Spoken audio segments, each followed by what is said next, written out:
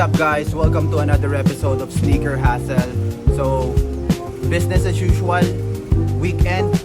What do you mean by weekend? Weekend is pop-up day. So ngayon, kaka-pick up lang namin ng genset sa kabilang safe house.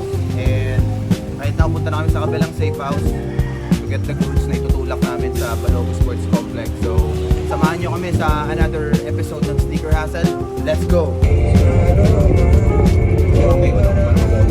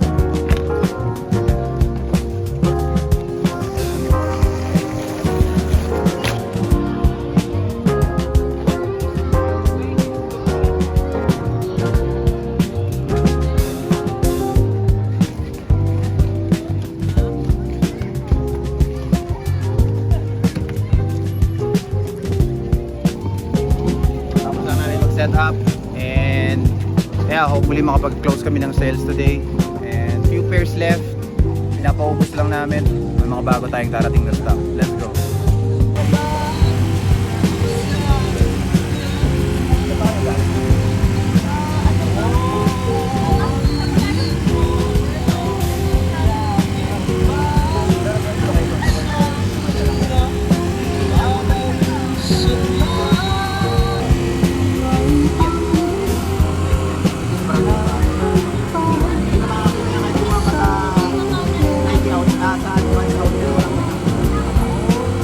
Sukat.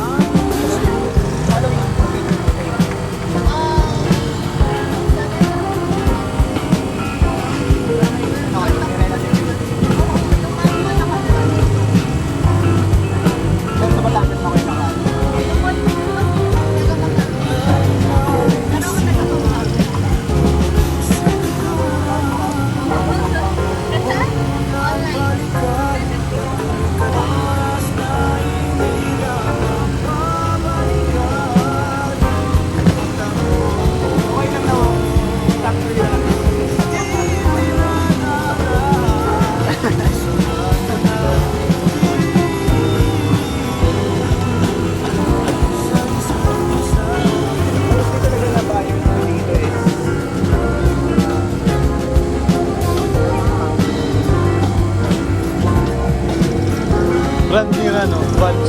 Collaboration something. House of Terror.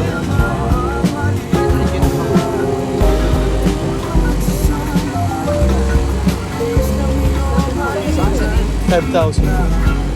Pupaps! Break time. Break time? Pag naka-out ka na eh. Ano oras ang out mo? Suspension. Suspended. Di pops. Suspended?